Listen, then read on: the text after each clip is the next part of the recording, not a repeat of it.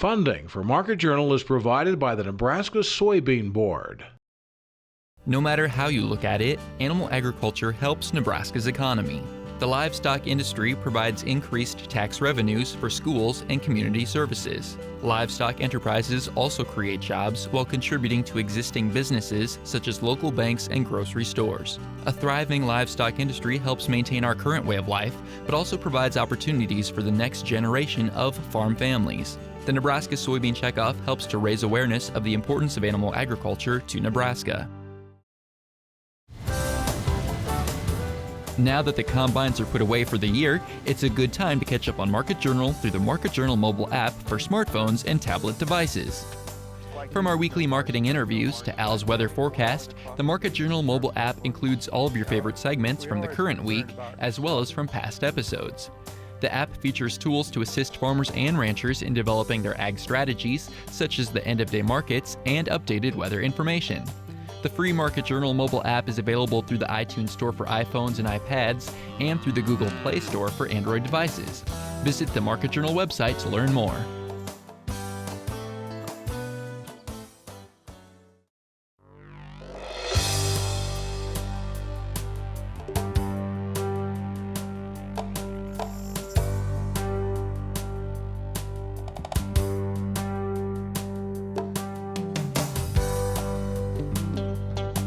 Market Journal, television for making agricultural business decisions, is a presentation of the University of Nebraska-Lincoln Extension, where you can know how, know now. Promotional support is provided by the Nebraska Farmer magazine, and major funding for Market Journal is provided by the Nebraska Soybean Board. The Soybean Checkoff, growing opportunity from the ground up. Welcome to this week's edition of Market Journal. I'm Jeff Wilkerson. We're reporting this week from the 2013 Nebraska Power Farming Show at the Lancaster Events Center in Lincoln. With more than 9 acres of indoor displays, this show is billed as the second largest in North America. On this week's episode, Nick Mueller analyzes corn and soybean markets. Keith Glewen outlines the upcoming Soybean Day and Machinery Expo in Wahoo. Roger Hoy discusses engine emissions regulations. And Paul Jasa talks about how some farmers in Nebraska's Panhandle have adopted soybeans in their crop rotations. Before we get to markets, we do have news to report from the swine industry. The American Association of Swine Veterinarians has confirmed 1 positive test for the Porcine Epidemic Diarrhea virus in Nebraska. The addition of Nebraska brings the total to 20 states positive for PEDv. More concerning, the association says the 140 new cases for the week of December 1st sets a new record for the number of new cases in a single week, and now the 8 highest totals have all occurred within the last 8 weeks. For information on biosecurity precautions you can take on your farm, you can watch our interview with UNL veterinarian Bruce Broderson from our November 8th episode. That conversation can be found by clicking on the previous programs tab on our website. Nick Mueller from Stewart-Peterson is our marketing analyst this week. On Tuesday, the USDA released its latest numbers on world supply and demand. The agency lowered soybean ending stocks from 170 million bushels to 150 million bushels. It also lowered corn ending stocks by 95 million bushels. Both projections were within the range of trade estimates. We talked with Nick Thursday morning about corn and soybean selling strategies, as well as the latest USDA report. Well, at least we're eating into some ending stocks and it's moving the right way. But with corn, the ending stocks are just too high to make a difference. The report wasn't bullish enough to push either of those markets above resistance, hence we got a correction the rest of the week. Do you think January could be a surprise at all? January could. Yeah. Right now, though, I feel the market is just tired and we drift lower into the holidays. Possibly after January 1st, we could get some life. We could get some acreage battle going on. Can you get a sense of the average farmer, maybe how much grain is still left in the bin, how much they're storing right now? I think a good amount. I mean, over the past 5 years, we've been building up farm storage, and we have great capacity there. So what had to come out went to market already and suppressed prices as far as that's concerned. And I think the market's going to have to work either through futures price or maybe just through basis to get some of that grain released. Is there a magic number you think people are holding out for, or do you think they're just holding and waiting? I think they're just holding and waiting. Yeah. I do think that magic number exists. You know, if March beans have put in their low, which hopefully they have, maybe they'll test a new low yet here going into the holidays. I think you can target that 470 to 475 range pretty realistically. to get some grain moved. Let's go through a few topics here. Let's start in corn. Reports again this week that China rejected another boat here of U.S. corn. What's the end game here? I mean, is this a big point we should be paying attention to? I think it's just another bit of bearish news to weigh on this market. I do not think it's a big long-term effect. Some of that corn will be moved out of China, obviously, and ultimately the strands that they're having trouble with, I think, will ultimately be approved in the spring. To their benefit and to ours. Yeah, exactly. That's a good point. What about ethanol? Do you think ethanol has positioned itself well going into 2014? It had some turmoil this year, obviously. I think ethanol is in great position to continue to be a great user of corn. What we've lost in ethanol over the past 3 years is its growth factor in corn. Prior to that, any excess stocks we built up, ethanol was a growing, booming business that was able to eat in those excess stocks. Right now, the ethanol market will continue to be a great consumer, but will be flat. So we don't have that growth factor unless, 5 years from now, we're able to export a lot of ethanol. Then maybe we see some growth in that capacity again. Let's talk about the export market in soybeans. China's obviously a huge buyer, but is there a window here of 2 or 3 months before that big crop from South America comes in and becomes a bit cheaper? Absolutely. I think Monday, not being able to push through resistance on the report gave us a near-term high with a drifting lower into the holidays. I still think there's a chance after the first of the year we possibly challenge one new high, but you're taking on quite a bit of risk to store that for probably what could only be an additional 25 to 30 cents. And that window gets pretty small. I would say by early February to February 15th, any old crop beans have to be moved because once the end user knows not that it's getting beans out of South America, but from a month from now they can. We lose a lot of that premium that's built into our market. Okay, I'll ask for selling strategies now. You gave me a hint of beans, but give me corn and bean.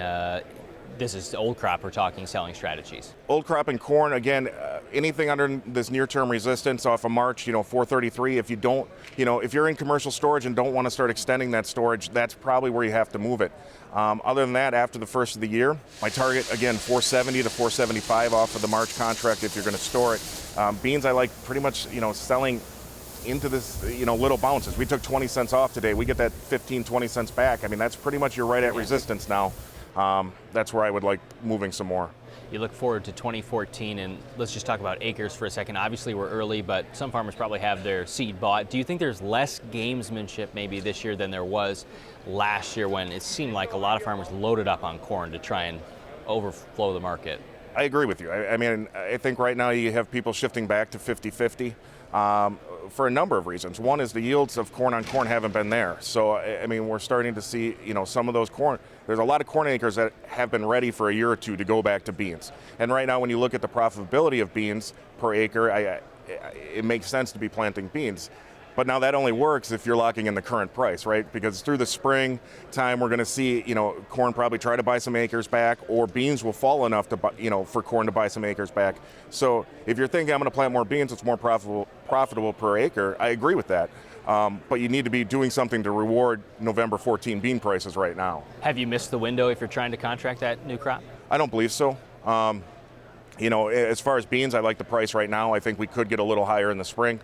As far as corn, we were lucky enough to get some locked in early on. So if you don't have anything done, I'm being a little more patient. But obviously, we have a large amount of producers we work with nothing done. I think, your audience as well might have a lot of producers with nothing done.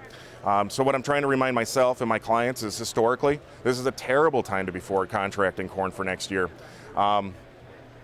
So initial target, I think you can target about that 475 to 480 window to get started. If I'm dead wrong and we just slide after the first of the year and keep sliding, I still think you'll have another chance at some point to get some 450 corn locked in. So, do you have any concerns about profitability for the 2014 crop? I have huge concerns about profitability.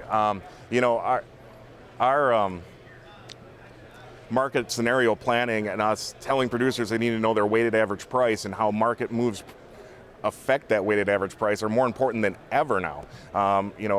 The message we've been passing along here for 5 years is finally getting some reception because it is so important to make sure we're profitable for 14 as well as 15. We're getting aggressive out in 15. Those are my biggest concerns those next 2 years. If prices stay suppressed over that 2 year period, hopefully we will see some input costs, over time come down. but there's really a lot of risk in 14 right now and probably some risk in 15. Next week, Darren Newsom from DTN will join us to give us his thoughts on corn and soybean markets. This Thursday, December 19th, producers will have the opportunity to attend the Nebraska Soybean Day and Machinery Expo at the Saunders County Fairgrounds in Wahoo. Darren Newsom from DTN will analyze the soybean and corn complex in a presentation after lunch. We asked UNL Extension educator Keith Glewen to outline the rest of the day's discussions. We typically will have at the show growers representing 25 to 30 Nebraska counties and even some folks cross the line from Iowa. And we put together what I think is a very good educational program again this year. In addition to having exhibitors there and from crop protection, crop production, vendors and machinery and so forth, we'll have on the program some topics related to soybeans and agriculture. And I know Elwin Taylor from Iowa State University has quite a following. And Elwin, I've asked to speak in the morning. He'll start the program off at 9. And I've asked Elwin if during his career he can make any relationships with a warm spring and a cool fall, or a wet winter and a wet spring, you know, those kind of relationships. And so he's going to touch on the world of weather and agriculture and give us, of course, his forecast for the coming months. Also, we have on the program Marion Kelmer. Marion is a farmer and also an entrepreneur from Elfa, Illinois. He travels frequently the corn and soybean growing regions of the Midwest, and a very good speaker, and he's going to share with us his experiences with growing soybeans and going to share with us his top 5 tips for profitable soybean production. Really down-to-earth, good information that he'll provide. After lunch, growers are going to need to start thinking again about marketing soybeans. And at the end of the day, I'm going to wrap things up with a research report on strip-till soybean production versus no-till. And Dr. Jim Speck, who cannot be with us at the show, has put together 2 years of on-farm research, and I'm going to share those results.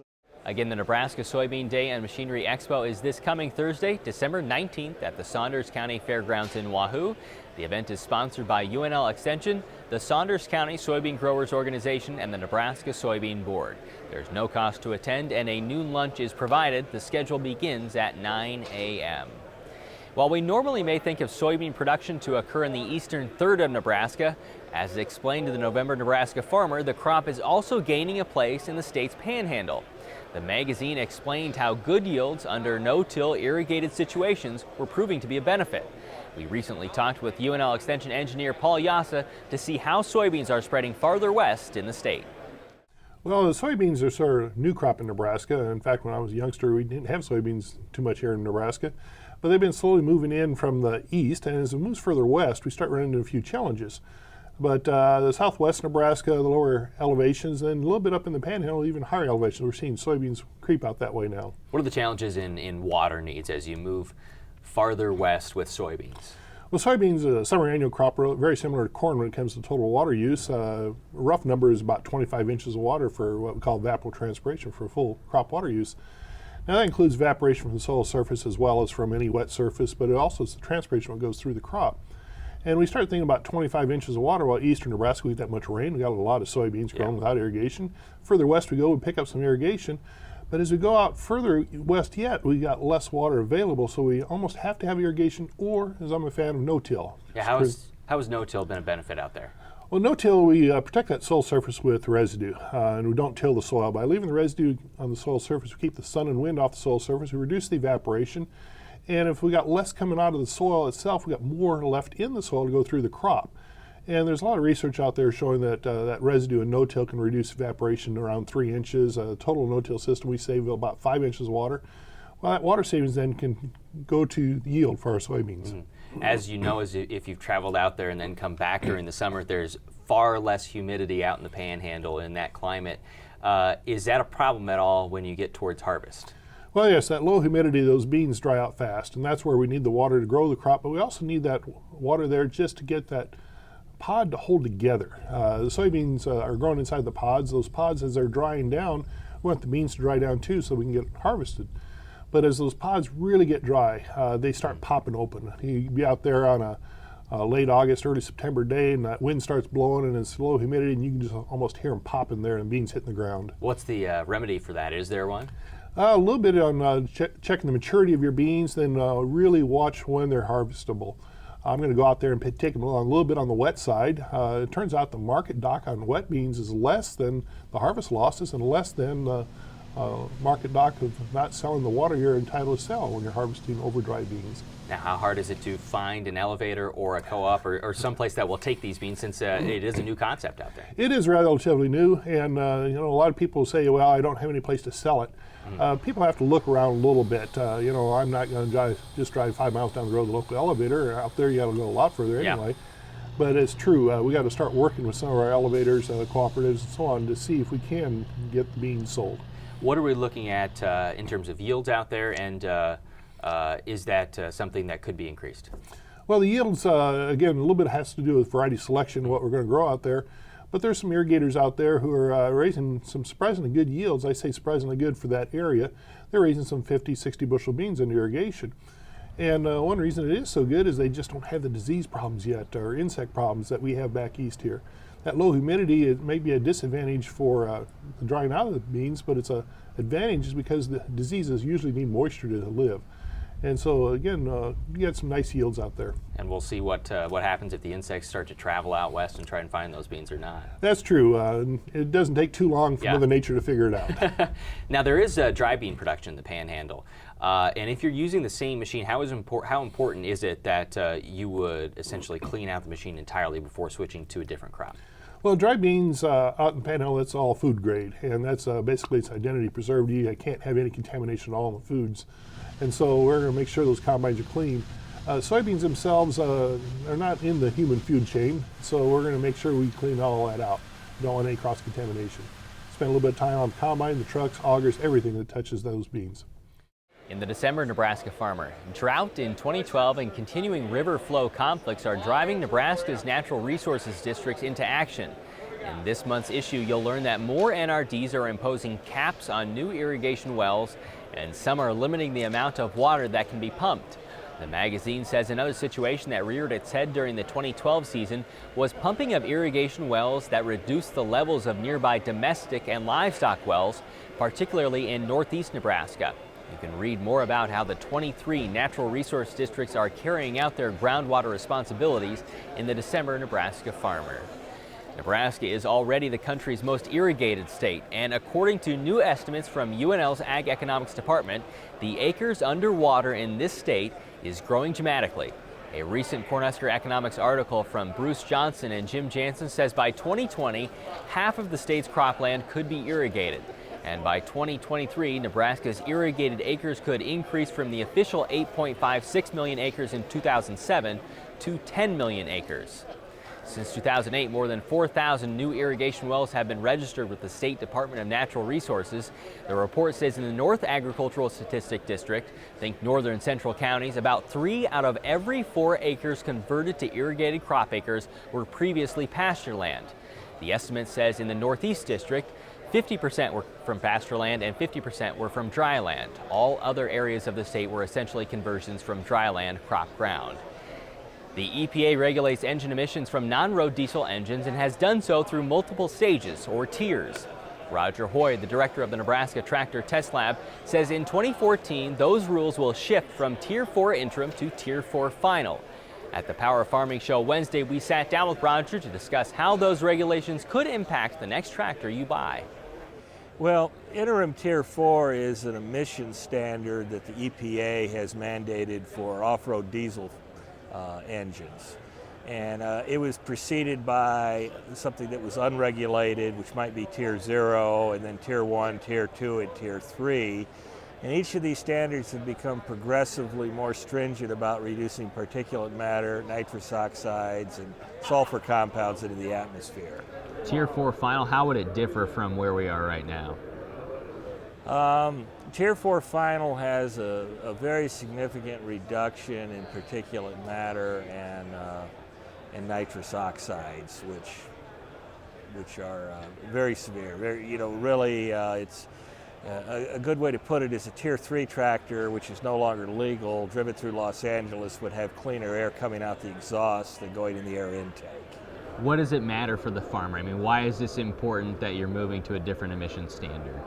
Well, that itself might not be important to the farmer, except that the tractors that he buys new are going to come with whatever EPA mandated tier for the time. And we are moving, starting January 14, to Tier 4 final, but the exact rollouts by model and different engine sizes widely varied. You know, with Tier 4 interim, there's sort of two competing technologies that exist. One, the engine kind of gives up on dealing with the nitrous oxides, and it's dealt with a catalyst known as selective catalytic reduction. These are the tractors that you would add diesel exhaust fluid to, and the diesel exhaust fluid is really an aqueous urea solution that's used to convert nitrous oxides into nitrogen and oxygen, which are not harmful to the environment. So if you're considering one of those tractors, you probably ought to consider the cost of the diesel exhaust fluid as part of your operating cost, like you would diesel fuel. The other technology kind of gives up on particulate matter and controls the nitrous oxides. And this one would have a regenerating particulate filter, probably. So on that sort of tractor, you would have a filter that includes the muffler, and it will collect particulate matter. And after a period of time, as the particulate matter accumulates, diesel fuel is injected into the exhaust manifold and ignited to raise the exhaust gas temperatures to convert that collected particulate matter into inert gases. With these things in mind, is there something that you should ask when you go to the dealer when you're looking at buying a new tractor? I mean, are there certain things that you want to be aware of? Well, when you go to buy a tractor, you're dealing with somebody that's really interested in selling you a tractor. Sure. So you might not get the whole story. So one thing I would advise people in the market to do is look at the Nebraska Tractor Test reports, because we do provide some information on those reports about what diesel exhaust fluid consumption is in the SCR systems, and we also provide information about regenerating particulate filters diesel consumption as well. So that would be one place to look where we like to think you'd be getting some unbiased information. After Tier Final 4, is there somewhere we go from there, or is that still to be determined?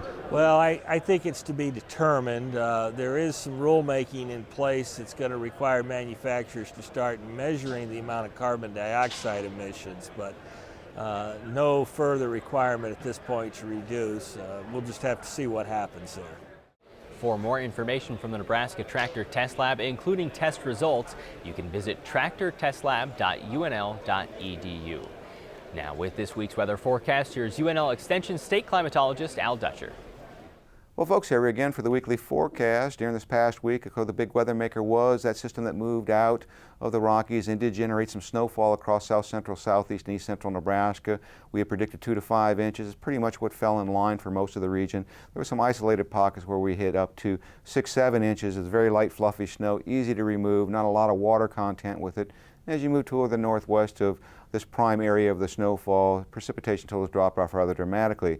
We did see the cold air remaining entrenched across eastern Nebraska for the better part of the midweek period before we started to see the warm temperatures building in as we got into Thursday. Western Nebraska see the warm air build in just a day or so earlier. So from the standpoint of the model forecast, we were just a little under what the actual temperatures were during the midweek and farther period, but I'd rather be wrong on the cold side and see the temperatures come above the forecast in regards to this Arctic outbreak than to be overplaying the degree of warmness and it means to be too cool.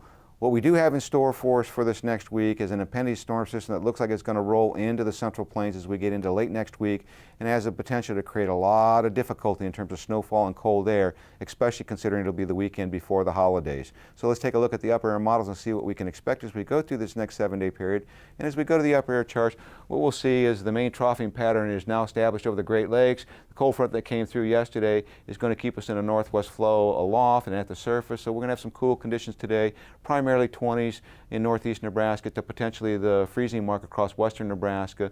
A little bit more warmer air builds in as this ridge tries to encroach into our region, so we should shift our temperatures up a good 5 degrees to possibly 10 degrees in some locations. The warmest temperature will be across western Nebraska. We'll probably get close to the freezing mark across northeast Nebraska. As we get into Monday, what we will notice is that ridge even builds in farther, and we should see temperatures that might approach the 50-degree mark across portions of western Nebraska and particularly southwest Nebraska. In northeast Nebraska, we'll probably push in the upper 30s. As we go into Tuesday, we'll see that another trough tries to make its way to the Great Lakes, and it might shove a little bit of cooler air into northeast Nebraska, a little bit of Arctic air, but western Nebraska should still stay well above the freezing mark in terms of high temperatures. As we get into Wednesday, that system tries to depart, and another system is going to be coming into the Pacific Northwest as we get into Thursday, and by Thursday you can see that system starting to dig down rapidly across the western United States. It's going to dig out a big deep trough, and then that's going to shift toward the east. It's going to allow enough Gulf moisture to get into our region to really supersize this storm. So by the time we get to Friday, here's this big trough, large mountain snows on Friday. That will start to shift out into the plains, and we could see some significant accumulations, particularly in the northwestern half of the state in the Arctic air. With snow to ratios of 20-to-1, would not be surprised that we see anywhere from 6 to 12 inches with heavier amounts in southeast as we progress through the weekend. So we take a look at the forecast. The temperatures will slowly warm through the midweek period. Then we get that Arctic front on Wednesday coming through, and then we see the big snowstorm on Friday. The 8 to 14-day forecast continues the cold weather through Christmas. And in terms of precipitation, with that big storm lasting through Sunday, we are expecting a broad area of above normal moisture across the northern plains. Thanks, Al. Today's interviews with Nick Mueller, Keith Glewen, Paul Jasa, and Roger Hoy are available individually on the Market Journal website and through our mobile app as part of the December 13th episode. Next week, Darren Newsom will look at corn and soybean markets, and Ron Plain will analyze hog markets. Until then, thanks for watching. From the 2013 Nebraska Power Farming Show, I'm Jeff Wilkerson. Thanks for watching. Join Market Journal online at marketjournal.unl.edu. You can also follow us on Facebook and Twitter. Promotional support is provided by the Nebraska Farmer magazine. Funding for Market Journal is provided by the Nebraska Soybean Board. The Soybean Checkoff, growing opportunity from the ground up. Market Journal is produced by the University of Nebraska-Lincoln Extension, where you can know how, know now.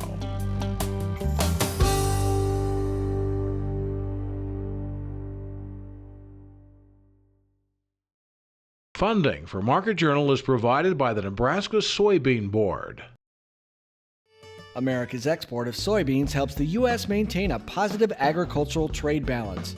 Nebraska contributes half of its soybeans for export. The protein and oil content in soybeans enhance the growing demand for higher protein diets. The Nebraska Soybean Board promotes research to develop new soybean varieties with higher protein and oil content for major agricultural markets. The Nebraska Soybean Checkoff, growing opportunity from the ground up.